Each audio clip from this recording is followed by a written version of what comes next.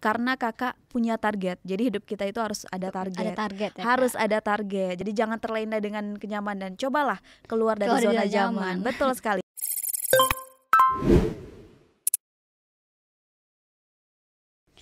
Assalamualaikum warahmatullahi wabarakatuh.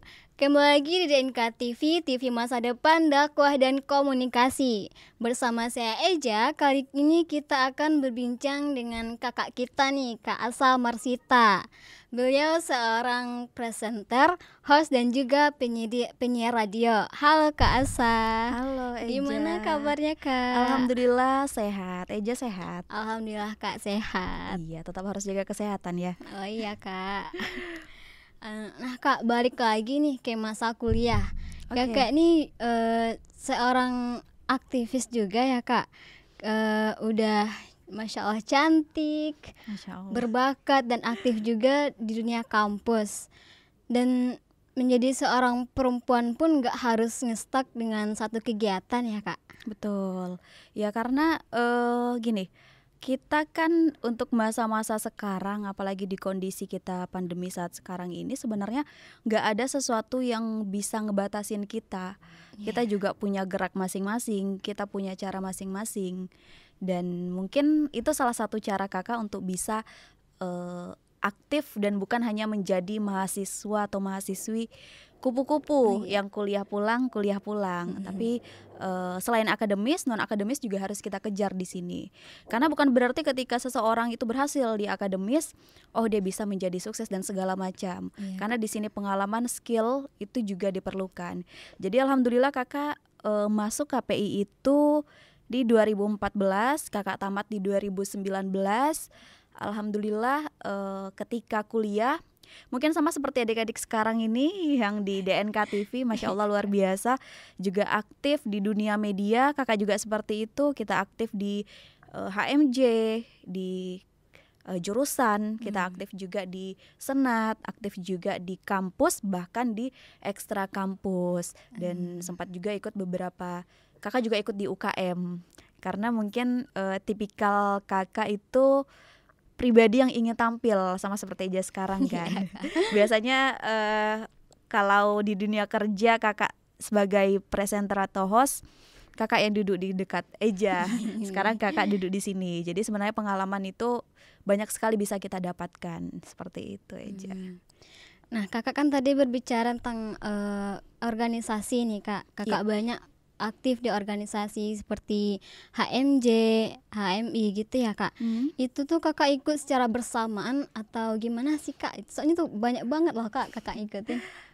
Sebenarnya kita bisa ngatur dan manage waktu kita. Kita punya 24 jam waktu, kita punya jam istirahat. Kita juga tidak mungkin kita hanya berkegiatan di satu tempat dalam satu harian itu. Seperti itu. Apalagi kalau misalnya kegiatan kita tuh di satu kampus nih.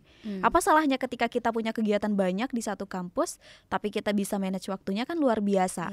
Seperti kakak ikut HMJ, kakak ikut senat, terus kakak ikut juga UKM teater waktu itu. Kakak juga ikut di ekstra kampus, bahkan ada namanya IMAKOPA, Ikatan Mahasiswa Kota Padang. Karena waktu itu kakak masih domisili di Padang, seperti itu. Bisa diatur waktunya karena di setiap kepengurusan itu kakak juga beda-beda kan jabatannya. Jadi bisa dihandle lah. Jadi kayak pandai-pandai berbagi waktu. Pandai-pandai kita berbagi waktu dan juga pandai-pandai kita komunikasikan ke pengurus-pengurus yang lain tentunya. Jadi tidak lepas tangan juga seperti itu. Kak. Karena pengalaman di satu organisasi atau di satu komunitas akan mendukung untuk komunitas lainnya. Jadi kita bisa berbagi pengalaman yang kita dapat misalnya di komunitas ini, kita bisa bagi nih di komunitas ini. Saling berbagi seperti gitu saling ya, berbagi Kak. juga pengalaman yang kita dapat seperti itu. Nah, berbicara tentang presenter nih Kak. Ya. Kenapa berbicara tentang presenter? Apa yang mau Eja tanyakan nih? Kakak kan menjadi seorang presenter nih. Pasti banyak rintangan yang kakak lalui. Dan pastinya ada hal-hal unik yang kakak lalui gitu ketika menjadi seorang presenter gitu Kak. Banyak yang dilalui ketika menjadi presenter. Karena untuk mencapai di titik itu juga tidak mudah kan. Iya, Tentu kita tidak langsung bisa berbicara di depan kamera. Apalagi kalau program yang kita bawakan itu mungkin program redaksi yang memang harus butuh suara, intonasi yang khusus. Kita harus punya skill itu, seperti itu kan. Kakak pertama kali itu terjun di dunia presenter itu ketika kakak udah tamat. Jadi kakak tamat 2019, ketika kakak tamat juga perjuangannya luar biasa. Waktu itu sempat sakit-sakit juga, akhirnya kakak berhasil karena kakak punya target. Jadi hidup kita itu harus ada target. Harus ada target. Jadi jangan terlena dengan kenyamanan. Cobalah keluar dari zona nyaman. Betul sekali. Nah, setelah itu kakak lulus 2019, alhamdulillah langsung kakak mendaftar di salah satu radio di Kota Padang. Alhamdulillah kakak diterima sebagai penyiar radio waktu itu. Sebulan setelah itu buka lagi nih di media televisi. Buka di media televisi, kakak daftar lagi. Kakak daftar dengan 300 peserta waktu itu. Langsung dites untuk membawakan suatu program. Alhamdulillah kakak lulus juga langsung. Berarti kakak ada double job.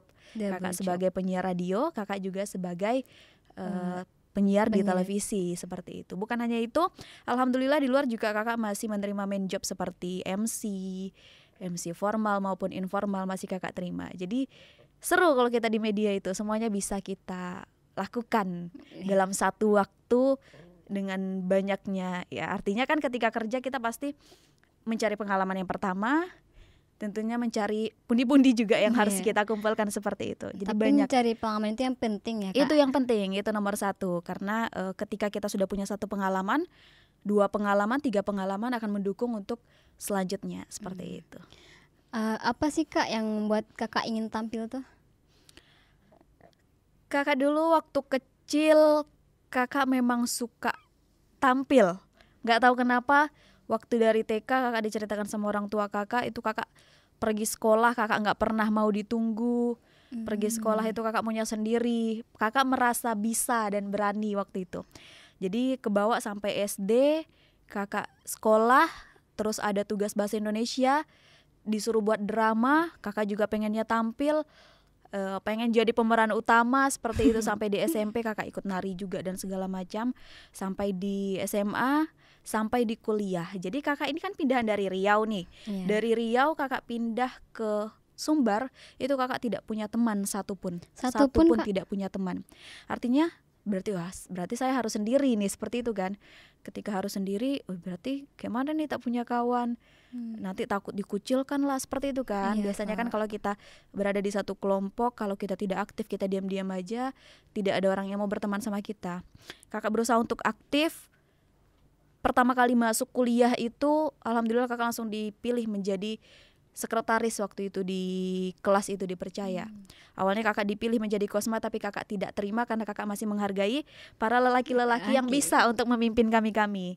Setelah itu aktif, apalagi kalau kita lagi diskusi ya, makalah-makalah, kakak nggak pernah absen untuk nanya, kakak nggak pernah absen untuk menjawab, pasti kakak lakukan. Setelah itu kakak masuk UKM, kakak tidak hentikan sampai di situ, kakak masuk organisasi ekstra, seperti itu. Sampai akhirnya memang mungkin tipikal dari pribadi kakak ya yang pengen tampil, karena ketika kita menampilkan sesuatu itu rasanya senang, ada kepuasan tersendiri. Jadi kita bukan menonton orang, tapi orang yang nonton kita. Betul. Seperti itu aja. Eja pernah dengar nih Kak, kakak kan pernah menjadi presenter di Padang TV ya Kak? Iya betul, TV swasta di Padang. Ya, terus kakak juga pernah memegang 7 program sekaligus. Alhamdulillah waktu itu kakak dipercayai. Karena kalau kita udah di televisi, kebetulan TV-nya udah lama juga dan udah banyak sekali programnya. Jadi situ ada program redaksi, ada program hiburan dan segala macamnya. Alhamdulillah kakak dipercayai. Ketika kakak masuk Padang TV, program pertama yang diberikan itu program redaksi. Jadi mereka menganggap dan merasa suara kakak cocok untuk membawa program berita. Ya udah, kakak bawa program berita. Berlanjut kakak bawa program dialog, karena dialog itu bukan program yang mudah karena kita menghadapi narasumber. Apalagi kalau TV swasta ini kita dihadapkan dengan narasumber yang pro dan kontra. Bagaimana cara pembawaan kita harus mampu dulu di situ. Setelah kakak di dialog, kakak dibawakan program hiburan dan sampai akhirnya kakak diberi satu program khusus untuk kakak yang dimana itu memang wajah kakak yang ditampilkan, memang hanya kakak yang bisa membawa program itu, tidak bisa teman-teman yang lain. Dan itu kakak ingat sekali nama programnya itu Info Bisnis. Alhamdulillah di Info Bisnis itu luar biasa sekali pengalaman kakak karena kakak bertemu sama pembisnis di Padang, orang-orang luar biasa di Padang. Kakak ketemu semuanya dan banyak sekali pengalaman, bukan hanya ketika kita di studio saja, tapi ketika di luar juga kita bisa record dan segala macamnya. Jadi alhamdulillah 7 program kakak kuasai. Karena sebenarnya kan kalau di media itu sama saja, tapi mungkin pembawaan kita harus beda-beda. Betul, Kak. Ketika kita bawa program Islami kita harus gimana ngomongnya, lembutnya. Ketika kita bawa program berita kita gimana tegasnya, seperti itu. Ketika kita bawa program hiburan gimana kita santainya. Nah, ketika kita mampu membawakan diri kita ataupun karakter suara kita di setiap program di situ, artinya kita sudah dipercayai. Nah, setelah kakak di Padang TV, kakak pindah ke Tanjung Pinang. Jadi sekarang nih kakak sebenarnya di Tanjung Pinang. Kebetulan ada dapat cuti, makanya kakak main ke Padang dan ketemu sama orang-orang hebat di DNK TV juga yang mudah-mudahan sukses melebihi kakak tentunya. Amin. Amin, Kak. Jadi kakak pindah sekarang di Tanjung Pinang itu karena kakak udah nikah ikut suami 2021 bulan Maret kakak pindah. Alhamdulillah ini karena the power of komunikasi tadi. Jadi kakak bersyukur sekali bisa masuk di KPI, diajar dibimbing dengan dosen-dosen hebat yang juga adik-adik sekarang temui, yang juga mungkin menjadi pendamping adik-adik semua di KPI. Itu orang-orang hebat yang juga kemarin mendukung kakak. Pertama kali kakak pelatihan presenter di KPI itu sama Bang Badul. Oh, Bang Badul ya, Kak? Iya, Pak Abdullah Kusyairi kalau dikenal. Jadi beliau yang mengajarkan kami pelatihan presenter dan MC itu pertama kali kakak dapat pelatihannya di sini. Alhamdulillah kakak sekarang bisa sampai di titik ini setelah ke Tanjung Pinang. Setelah di Tanjung Pinang itu tidak perlu waktu lama, padahal itu masih kondisi COVID ya. Harusnya kan susah cari pekerjaan. Tapi karena kita yakin komunikasi kita yang lancar juga dan segala macam, artinya kita dipercayai. Kakak langsung masuk di TV swasta di Kepri. Padahal kakak tidak ada kenal siapa-siapa dan tidak punya orang dalam juga. Seperti itu. Jadi kakak langsung dapat satu program khusus di bulan Ramadan full. Setelah itu kakak lamar kerja. Nah, di sini luar biasanya kakak lamar kerja di satu PT yang dimana jabatan kakak tuh sebagai customer service. Kalau Eja tahu skripsi kakak itu judulnya Strategi Komunikasi Customer Service dalam meningkatkan kualitas pelayanan. Dan alhamdulillah kakak dapat kerja sesuai dengan penelitian kakak sebagai customer service di situ. Dan juga sekarang alhamdulillah kakak juga di TV nasional yang ada di Kepri, seperti yang Eja dengar juga. Pengalaman dari kakak seperti itu, Eja. Nah, Kak, menjadi seorang presenter ada nggak sih, Kak, ketakutan kakak ketika berjumpa dengan narasumber gitu? Pasti ada ketakutan. Cuman bagaimana cara kita menghandle ketakutan itu, karena sebenarnya diri kita yang tahu itu cuma kita. Iya. Bagaimanapun kita. Misalnya kakak sebagai seorang presenter, kakak punya kru. Oh, kru tuh pengennya kakak begini dan begini gitu. Cuman bagaimana kakak selalu berusaha untuk bisa lebih, berusaha untuk bisa belajar. Jadi ketika kakak menampilkan sesuatu itu, kakak berusaha untuk tidak puas. Jadi itu kuncinya. Ketika misalnya Eja nih tampil hari ini, ketika nanti sudah misalnya close kamera nih, merasa tidak puas, bukan kita tidak bersyukur, tapi kita selalu bersyukur setiap apa yang kita dapatkan. Tapi artinya kita tidak puas dengan apa yang kita tampilkan, agar setelah kita tampil kembali kita akan memperbaiki hal tersebut. Pasti ada kurangnya. Begitupun kakak mungkin yang punya pengalaman di 3 stasiun televisi juga, pasti kakak masih punya juga kekurangan seperti itu. Pasti ada ketakutan, tapi bagaimana kita menghandle ketakutan kita itu cuma kita yang tahu dan Eja yang tahu. Pasti berbeda juga caranya kan, Kak. Seperti itu, Eja. Nah, Kak, ada nggak sih, Kak, hal yang membuat kakak terkesan ketika menjadi seorang presenter?